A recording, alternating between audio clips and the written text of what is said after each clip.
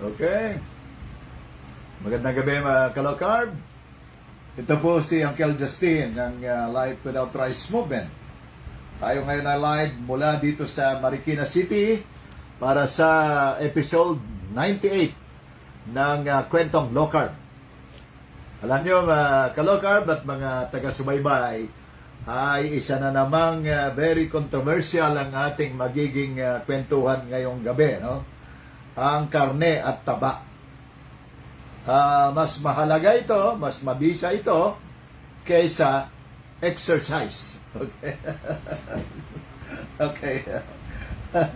Ang ating kwentuhan ngayon mga ka-low-carb ay very interesting nga. Ito ay magbibigay ako ng maikling konteksto bago tayo mag-proceed, ano? Ang konteksto nito, ang buong konteksto ng ating paksa ngayon ay ang kaugnay sa overweight at obesity. Ang bilang ng obese at overweight sa Pilipinas noong 2019 ay umaabot ng 27 million na Pilipino, no? Ito ay from 20 years old pataas. Ito ay 2019, ano, mga ka-low-carb. Dahil wala pang latest na datos ang gobyerno hinggil sa bilang ng overweight at obese, no? Pagkatapos nitong taon na ito, itong 2019 na ito, no? At itong ganitong bilang na 27 million ay umaabot ng halos 37% ng ating populasyon. Okay. Ano ang obesity? Ang obesity ay isang kondisyon kung saan ang katawan ay may sobrang taba at ang body mass index nito or BMI ay umaabot ng 30 o higit pa. Ang mga tao na obesity, na may obese or labis ang timbang, ay may mas mataas na panganib sa tinatawag na chronic diseases. Kabilang dito ang type 2 diabetes, sakit sa puso at hypertension. So napakalapit sa kanila ang ganitong mga karamdaman, ano? Sa kabilang banda naman, ang isang tao na itinuturing na overweight kapag ang kanilang BMI ay nasa pagitan ng 25 hanggang 29.9. Karaniwan, ang mga taong overweight, yung hindi pa umaabot sa pagiging obese, ano? Ay vulnerable din sila sa mga chronic diseases na ito at kabilang dyan ng hypertension at iba pang mga metabolic disorder. So yun mga ka-low-carb, ang ating ang konteksto ng ating kwentuhan ngayon. At samantala, ipaintulot nyo muna na i-share ko itong ating live stream ngayon dito sa iba't ibang mga page at mga group page at mga group chat natin, ano? So, sandali lamang ito mga ka-low-carb. I-refresh ko lamang ito. Okay. So, hinihikayat ko din ang lahat na mga taga-subaybay na i-share ito sa kanilang mga network. No? Okay.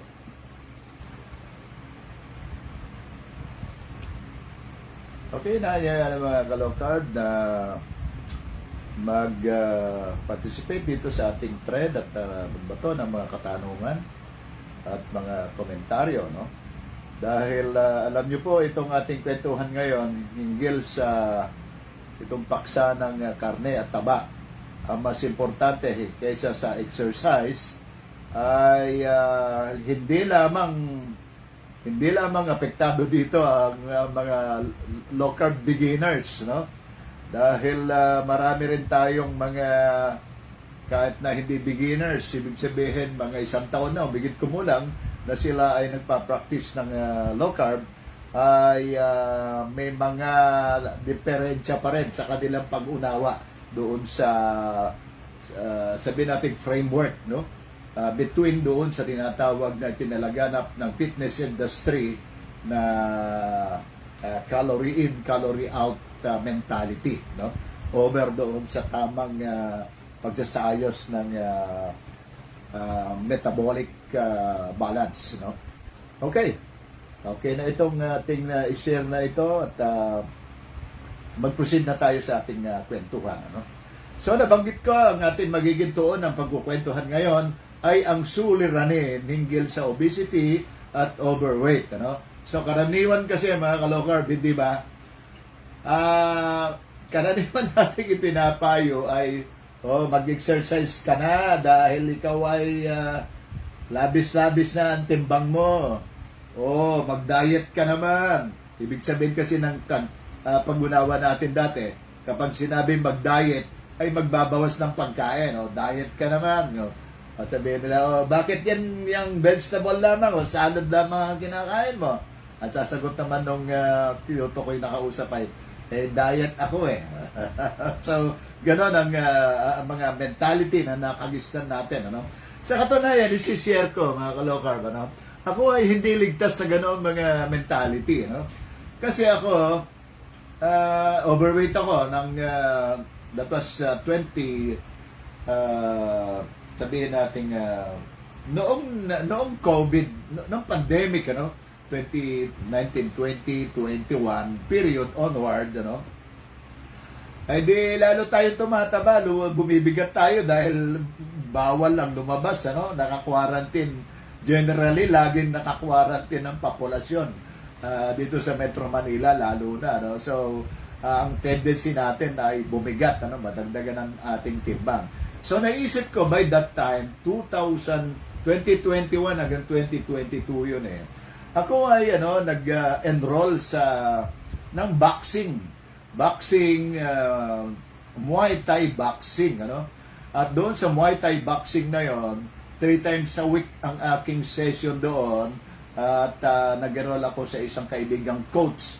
At sapagkat noong period na yon ay bukas sara ang mga gym. Ang ginagamit naming mga gym noon ay ang garahe ng bahay ng isang kaibigan at doon kami nag-training. Ano? Ang objective ko noon ay magbawas ng timbang. Mabawasan ng timbang dahil ang payo ng aking doktor, sapagkat ako ay may sakit na hypertension at hyperthyroidism at yun nga, naikwento ko na sa mga nakalipas na mga episode na ako ay umiinom regularly na maintenance, ano? Maintenance para sa hyperthyroidism at maintenance para sa hypertension, ano? So araw-araw 'yon, ano? At umabot ako ng 7 taon na umiinom niyan, ano? Subalit mga ka-low-carb, ang aking timbang noon ay naglalaro sa 83 hanggang 85. Sa loob ng 2 taon ay nabawasan lang ako ng 2 kilo. Sipin, 2 taon, 2 kilo ang nabawas sa akin timbang, ano? So, that is very insignificant, ano? Hindi siya, hindi nakakatuwa yung ganong bawas ng timbang, ano? At ang kasama kasi doon sa aking training ng Muay Thai ay in between ng session ng aming training ay jogging at walking, ano? So merong bundok dito sa aming lugar, kung tawagin ay yung Tocadon, ano? Yung Tocadon diyan sa San Mateo, Rizal. Nilalakad ko yon ng 1 oras paahon, ano? Halos 80 degrees paakyat na paahon, ano? So parot pa rito, nilalakad ko yon 1 hour paakyat, siguro mga 45 minutes pagka pababa, no? Minsan kasama ko si Gilid dito, no? At iyon ang nature ng aking ginagawa. Running, jogging, Muay Thai boxing. At sa Muay Thai, mga ka-low-carb, iba't iba ang routine nito bago ka mag-practice ng actual Muay Thai boxing. Ay meron tinatawag na parang warm-up. Ano ba tawag? Nakalimutan ko rito. Isang routine yon na around 10 or 12 na routine na preparation para doon sa actual na laban, ano? na session, ano? Ang gusto kong ipunto rito, mga ka-low-carb, ay hindi solusyon ang mga gym, ang mga jogging, ang mga treadmill, ang mga walking, ang mga hiking para magbawas ng timbang. At yun yung pinatunayan ko sa aking karanasan na hindi nakamit satisfactorily ang aking pagbabawas ng timbang. Okay. So, yun ang ating magiging paksa ngayon, mga kalokad. At I'm sure maraming nakaka-relate dito sa ganitong karanasan sa lahat ng mga kalokad natin. Yung mentality, yung pananaw kung paano magbawas ng timbang bago pumasok dito sa low carb. Okay.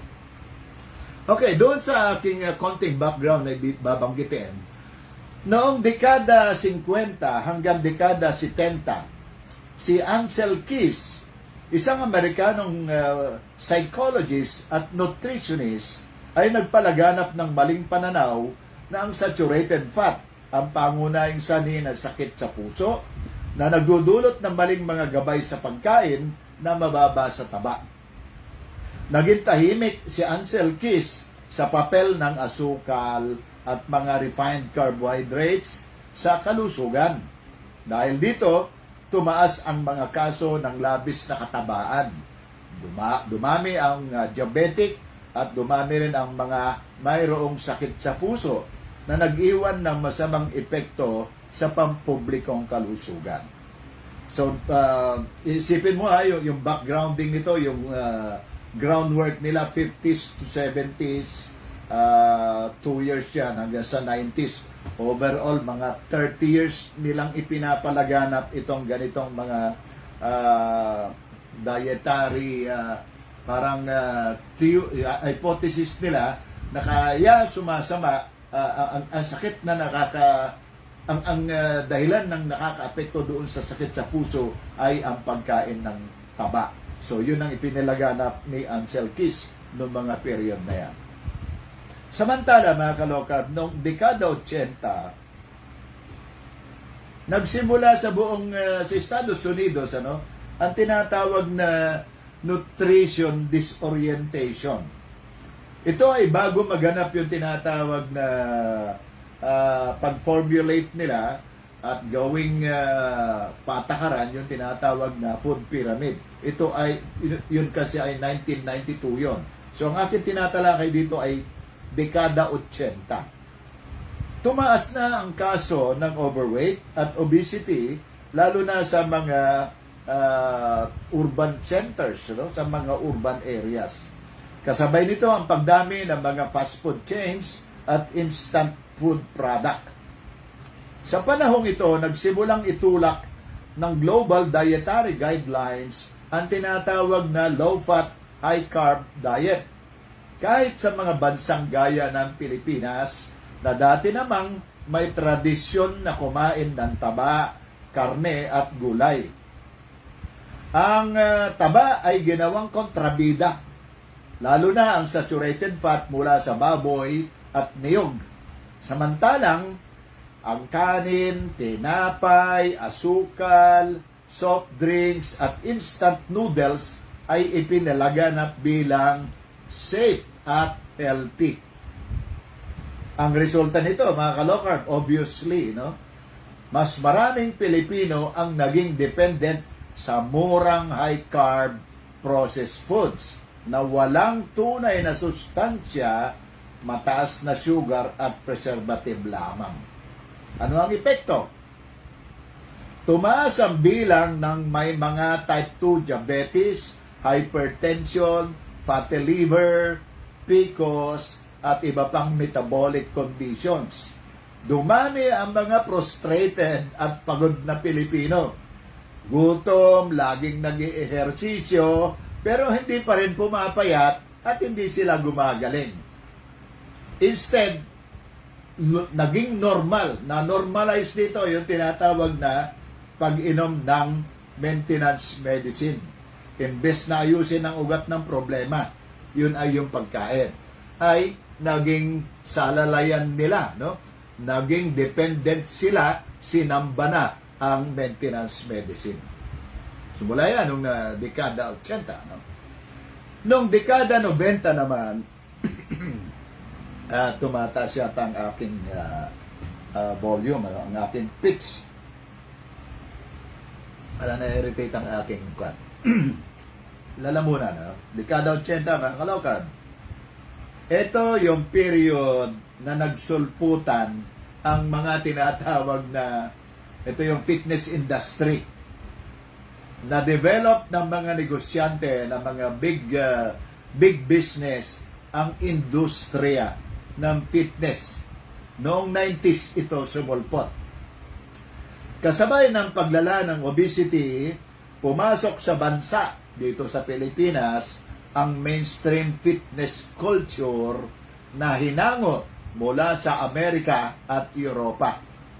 Sa halip na suriin ang epekto ng pagkain, itinuro sa publiko na ang solusyon ay calorie deficit sa pamamagitan ng matinding ehersisyo. Yon ang ipinasok na mentality na pananaw dito sa atin, sa bansa, noong dekada 90. Sa katunayan, hindi sila nasiyahan sa ganung pagpapalaganap. Ginamit nila ang mga Hollywood at celebrity influencers. Halimbawa, yung mga Hollywood stars. Natatandaan nyo ba si Arnold Schwarzenegger? Binansagan siya na Mr. Universe, naging mukha ng muscle culture at bodybuilding bilang isang kalusugan. Siya ang naging icon, di ba? Okay. Meron pang iba. Natatandaan nyo ba si Olivia Newton-John? Naging fitness icon ito sa kanyang kanta na Physical. Di ba? Natatandaan nyo yung sikat na sikat yan. Let's get physical. Di ba? Na tila naging team song ito ng dekada para sa aerobic at slimming obsession. Okay. Yan si Olivia Newton-John. Kasunod nito, ang pagdagsa naman ng mga tinatawag na aerobic videos, lumaganap din yung exercise na VHS tapes, at mga fitness magazines, naglipa ng iba't ibang mga publication na ito, at ang lahat ng filosofya na inilalako ng mga ito ay ang SICO, calories in, calories out. Iyon ang philosophy na ipinapalaganap ng lahat ng mga yan. Dito sa local adaptation sa Pilipinas, sumulpot din ang mga lokal na artista at personalidad bilang mga bagong fitness ambassadors.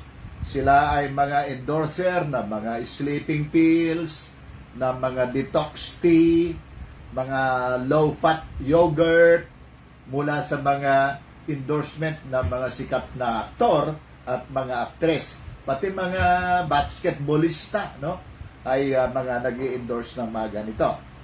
Ginamit din ang mga TV shows at commercial na nagtuturo ng pagsasayaw bilang pampapayat kahit hindi binabanggit ang insulin o tamang nutrisyon. Maging ang mga before and after transformations ng mga celebrities ay ginamit upang ipangako ang tinatawag na quick fix solution. Okay. Ano ba ang kaibuturan? Ano ang parang esensya ng tinatawag na SICO mentality, yung calories in, calories out? Ginawa nilang simplistic, very simplistic ang weight loss. Parang sapat nang magbilang lamang ng calories at pawisan sa gym. Pero hindi pinapaliwanag ang papel ng insulin. Hindi pinaliliwanag ang papel ng sugar. Hindi malinaw kung ano ang papel ng metabolic damage na sanhi ng tinatawag na modern na pagkain, yung modern diet. Kaya naman, kahit na todo ang workout at gutom sa diet, marami sa kanila hindi pumayat. Madaling mapagod at nanamlay, nawalan ng loob, balik uli sa dating timbang. Lamon uli ng lamon. Kasi hindi nila nauunawaan ang tunay na sanhi ng kanilang problema bilang overweight at obese. Itong dekada na ito, itong 90s mga ka-low-carb, ang tinatawag na naglipa na dito nagsimula ang tinatawag na panahon ng ilusyon, kung saan ang fitness ay naging negosyo. Kasabay nito, naging negosyo ang fitness at ang kalusugan ng mamamayan ay isang palabas. Pero ang ugat ng problema, no, ang tinatawag na insulin resistance, ang problema sa mga processed carbs, ang problema sa sugar overload ay hindi man lamang nababanggit, hindi man lamang ito tinitignan. So yun ang mga buod ng siko mentality na ipinalaganap nila ng calories in, calories out, nang hindi tinutukoy yung problema talaga, yung ugat, yung insulin resistance. At habang kumakain ka ng processed carbs, ng mga sugar overload, lalong tumataas ang insulin.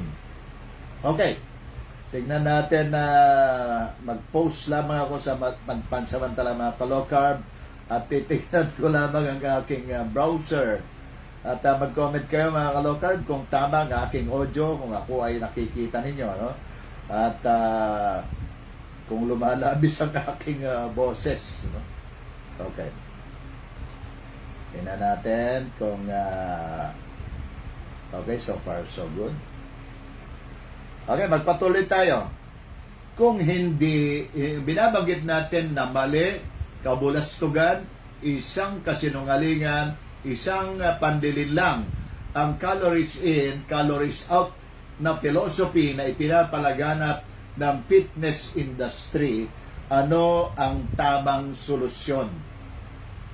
Walang ibang solusyon, mga ka-low carb. Low carb living, low carb diet, low carb program ang wastong solusyon sa overweight at obesity. Yung tinatawag na you don't need less food. Hindi mo kailangan mag-limit ng pagkain. You need the right food. Ito yung mga high protein, mga matataas na healthy fat, pagkain ng healthy fat, at low carb diet. Sapagkat itong karne, itong meat at fat ang tinatawag na magsasagawa ng tinatawag na hormonal reset. Siya ang magbabalanse. Siya ang gagawa ng pagsasaayos ng iyong hormone. At yung hormone na yan ay yung tinatawag na insulin. Ang tunay na problema ng obesity at hormonal imbalance. Hindi balanse ang iyong hormones, lalo na yung laging mataas yung insulin. Yun yung hormone na tinutukoy natin. Ang low carb ay solusyon sa ganito na tinutumbok mismo ang ugat ng problema. Ang ugat ng problema ay ang laging mataas ang ating insulin. So, kailangan tumbukin yon. Sa pamamagitan ng pagkain ng maraming protina, yung karne, isda, itlog, no? Yun ang mga panggagalingan ng protina na kakainin natin. At ang pangalawa ay ang pagkain ng healthy fats. Mantika ng baboy, mantika ng baka, ng virgin coconut oil, ng butter, no? Ng kabilang dyan ng olive oil, ano? Habang binabawasan natin ang ating pagkain ng carbohydrates. Kung ganon, kapag nagaganap ito, ang pagkain ng fat at ng meat, fat and protein, at ng ang ating sistema, ang ating metabolismo, ay napapababa niya ang insulin. Tinatawag na tumatama ang mga hormones, no? At muling bumabalik sa normal ang tinatawag natin metabolismo. Okay. Yun yung paghantong natin sa tinatawag na ketosis. Ito yung natural fat burning state. Umahantong ang ating sistema, ang ating katawan doon sa ketosis. Kapag mababa ang carbohydrate sa katawan, natututo itong magsunog ng taba para sa enerhiya. Tinatawag itong ketosis, isang likas na proseso. Kung saan, ang katawan ay hindi umaasa sa asukal bilang panggatong, kundi taba. Sa taba mismo ang sinusunog.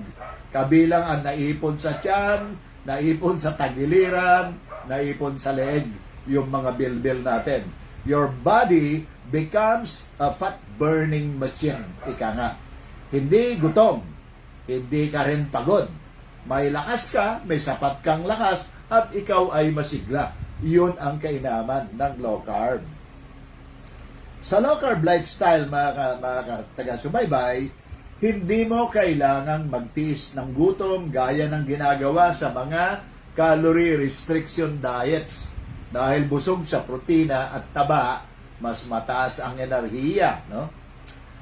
Maliwanag ang pag-iisip, yung mental clarity kung tawagin, at kontrolado ang ating pananabik ng pagkain ng matatamis or cravings, no? When you are fat-fueled, you're full of light, kung baga, no? Buhay na buhay ang isang low-carb practitioner. Ito yung tinatawag na mas sustainable na weight loss. Walang calorie counting, walang kailangan pagpapagod sa gym. Yan. Ang pagbabawas ng timbang ay hindi na kailangan sukatin sa calories o laging magpapagod ka sa gym. Sa low carb, ang katawan mismo ang nag-aayos ng timbang sa natural nitong ritmo. Long term ito at sustainable. Hindi yo-yo diet. Excuse me. Hindi patay sindi. Hindi na kailangan ang mahal na food supplements, mga dietary pills, slimming pills. Hindi na kailangan ng meal replacement. At hindi mo na kailangan gumastos para sa gym membership. Okay? So, hindi mo kailangan gumastos para diyan. Ano? Ang resulta, hindi lamang yung pagbabawas ang timbang. Sa katunayan, yung balangkas, yung framework natin, mga ka-low carb, para sa pagsasayos ng metabolic reset, kung tawagin natin, ay nawawala ang tinatawag na sakit natin sa yung mga chronic diseases, kabilang dyan ang hypertension, ang diabetes, type 2 diabetes, at iba pang mga metabolic disorder. Kasabay niyan kasi ay siyempre nagiging bonus natin ang pagbawas ng timbang. Tumatama yung ating BMI batay sa ating taas at sa ating timbang ay tumutugma na siya, no? At daan-daang libo na ang nakakaranas ng ganito, no? Na-normalize ang kanilang mga blood sugar at nawala na rin ang kanilang maintenance at medicine, yung paborito ng mga big pharma na isupalpal sa ating bunganga na metformin sa mga diabetic. Ganon din ang mga blood pressure, bumalik na sa normal. Hindi na sila hypertensive. Sa akin, mga ka-low carb, ay hypertensive ako. Sa loob ng 6 na linggo ng aking pag-practice ng low carb diet program, ay na-normalize ang aking hypertension. Ang aking BP na nagre-range karaniwan ng 130 hanggang 150 ay nag-normalize. Below 120 na. Ang average ko ay 110. 100 to 110. No? Minsan 95 hanggang 110 ang pinakamataas. May mga pagkakataon na umaabot ako ng 120, pero bibihirang pagkakataon yun. Karaniwan mas mababa. Yun yung tinatawag ko lagi na yun ang blood pressure ng high school. So isipin nyo, ang isang senior citizen ay mayroong blood pressure na katulad ng isang high school. So yun ang bisa ng low carb. No? Ang enerhiya natin ay bumalik. Ang katawan natin ay lalong sumigla. At wala tayong ibang ginawa kundi itinama lamang natin ang pagkain. Karne, itlog, gulay, kasama ang gulay at mga healthy fats. At iniwasan natin ang mga carbohydrates at mga highly processed foods at kabilang dyan ang asukal. Ang low carb, ang bottom line dito mga ka-low carb, ano? Ang low carb diet ay hindi lamang pagbabawas ng timbang, kundi higit pa rito. Mas mahalaga rito ang nare-reclaim natin ang ating original state ng ating kalusugan. Napapanumbalik natin ang ating kalusugan, lalo na nung kalusugan nung tayo'y nasa kabataan pa. Ang huling bahagi ng aking tatalakayan mga ka-low carb, dahil ang solusyon natin ay low carb sa makatuwid, ano ba ang nakagisnan natin? Itong mga nakagisnan natin nananatili sa ating isipan, ano? Kahit na tayo ay narito na sa low carb movement, ano? Pero may mga naobserbahan ako na mga low carbers na nagsasalita pa rin na sila ay very particular pa rin doon sa calories in, calories out, no? Binibilang pa rin nila. Itong ganitong siko mentality ay mentality na ipinalaganap ng fitness industry dahil wala silang intensyon na ikaw ay sumigla at lumakas ang iyong katawan. Walang exercise na nagpabawas ng timbang significantly. Hindi yon ang solusyon. Hindi sa gym, kundi sa plato ang solusyon. Okay, sa makatwid, dapat nating ilantad ito, mga ka-low carb, ano? Ilantad natin at itakwil ang mainstream fitness industry. Ang tunay na laban sa obesity ay hindi sa gym, kundi sa plato. Mali ang kanilang mga narrative, yung tinatawag nilang calories lang daw ang kalaban. Sa loob ng maraming dekada, itinulak ng fitness industry at diet culture ang siko, ang calories in, calories out, na para bang ang katawan natin ay isang karaniwang calculator. Ano ang problema? Hindi lahat ng calories kasi ay pantay-pantay. Isipin mo yung 100 calories ng isang donut kumpara doon sa 100 calories ng itlog. Ang isa ay nagtataas ng insulin, yung 100 calories ng donut. Samantalang yung isa naman ay nagbibigay ng protina at taba na hindi nagpapalaki o nagpapataas ng insulin. Yun yung tinatawag na calories. Mali ang appreciation sa calories in, calories out. So doon sa mga siko mentality na ito, ay tinutukoy lang nila yung kantidad, yung quantity ng calories. Sa atin, hindi importante sa atin yung quantity, kundi yung quality, yung fat and protein na laman ng 100 calories ng itlog. Yung quality ng calories ang pinakamahalaga sa atin. Okay. Ang totoong problema ng obesity ay hindi sobra sa calories, kundi sobra sa insulin. Isang hormone ito na pinapaapoy ng carbohydrates at asukal. Walang ibang nasa isipan kasi ng fitness industry, kundi pera-pera lang. Magbenta ng mga pills, magbenta ng mga powders, subscription ng mga apps, pero walang tunay na solusyon ang fitness industry. Tinawag siyang fitness industry, no? Quote-unquote ang fitness, pero mas proper sa kanyang i-describe bilang industriya ng pagninegosyo. Pagkakakitaan lamang ang ating kalusugan, ano? Tulad ng mga big pharma na mahilig magwasiwas ng mga gamot at chemical and synthetic base na mga maintenance para sa hypertension, para sa diabetic. At habang buhay, nahiinumin mo ito para meron silang tuloy-tuloy na kliyente bumibili ng kanilang mga droga. Ang lahat ng yan ay mga negosyo. Ang weight loss supplements ay negosyo. Ang meal replacement ay negosyo. Ang calorie counting apps Di ba? Meron sa Facebook ngayon, sa social media, ay meron ng apps para sa calorie counting. Ano? Ang gym membership ay negosyo. Ang diet plan ay mayroong bayad na buwan-buwan.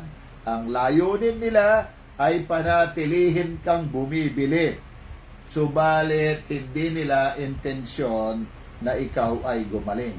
Sa low carb, hindi mo kailangan ang lahat ng mga ito dahil ang solusyon ay nasa natural at totoong pagkain. Itlog, karne, taba, optional ang gulay. At iwasan natin sa ating mga low carbers, nag-over ang mga fitness industry ay overemphasize ang gym at exercise. Walang itinuturo tungkol sa insulin at sugar. Pinalabas nila na ang solusyon ay magbuhat, tumakbo, magsumba, at mag-push up habang kumakain ka pa rin ng tinapay, ng kanin, ng cake, at 3-in-1. Pero kahit na anong exercise, kung mataas ang insulin mo, hindi mo ma-access ang taba sa katawan. Parang nakalak yun. Pag mataas ang insulin mo, walang access ang ating taba at hindi yun magagamit bilang enerhiya. No? Okay. Panahon ng dapat nating ilantad at itakwil ang tinatawag na calories in, calories out philosophy at yakapin ang tunay na katotohanan na solusyon ng ating pagiging overweight at obese. Karne at tabak ang sagot. Ang calories in, calories out ay isang outdated science. Ginagamit ito para panatilihin tayong pagod, panatilihin tayong dependent sa kanilang sistema, itong mainstream fitness industry na ito. Ang tunay na solusyon, huwag kalimutan mga taga-subaybay, mga ka-low carb, kumain ng masustansyang karne at taba. Iwasan ang asukal at mga high carb. Pababain ang insulin para payagan ng katawan na magsunog ng sariling taba. I-expose natin ang ganitong mga myth. Sabay-sabay nating itakwil ang ganitong mga pananaw nila na ipinapalaganap sa atin. Na umiiral ito maging dito sa loob ng low carb movement, ang practice, ang mentality ng calories in at calories out. Muli, sa aking pagwawakas sa ating kwentuhan ngayong gabi, ang bottom line, hindi nila intensyon na gumaling ka. Kaya panahon nang tayo ay gumawa ng sariling kilusan para sa tunay na lunas ng ating pagiging overweight at pagiging obese. Taba at karne, hindi exercise. Yun mga ka-low carb, ang ating kwentuhan ngayong gabi. At ito ay magbibigay ako ng ilang sabihin nating dagdag na paglilinaw. Hindi natin ipinagbabawal ang exercise. Ang application ng exercise bilang isa sa mga pillar ng tinatawag nating wellness and longevity, isinama natin yan no? 5 ang pillars ng ating wellness and longevity. Low carb, intermittent fasting, exercise, sunlight, at sapat na tulog. Yung 5 pillars na yan ang sangkap ng general wellness at longevity. So, hindi natin iniaalis yung pillar nito ng exercise. Ang context ng ating discussion ngayon, mali ang ipinapalaganap ng fitness industry na gamitin ng kanilang mga gym, mga slimming pills doon sa pagbabawas ng timbang.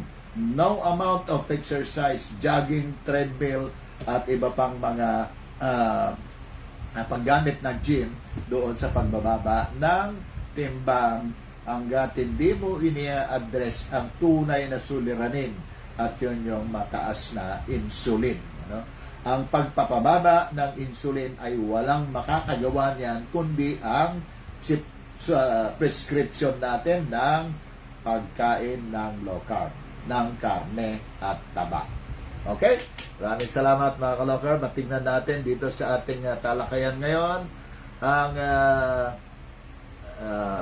pag-shoutout. Nasa huling bahagi na tayo.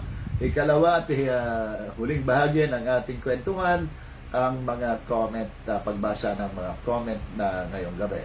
Ang oras ngayon ay alas 7:41. Kay Alma Cunanan Basilio. Hello. Hello po, Uncle Justin Mapili. Good evening, everyone. Okay, maraming salamat, Alma. Magandang gabi rin. Ano? Ganon din, isa pang comment dito, hindi ko mabasa ang kanyang pangalan sapagkat Arabic character yata ito. No? Ang kanyang tanong ay, ano po ang masasabi nyo sa mga doktor sa Pinas na nagsasabi na hindi daw para sa lahat ang low carb at carnivore? Ang masasabi natin sa kanila, wala tayong masasabi sa kanila, kundi number one,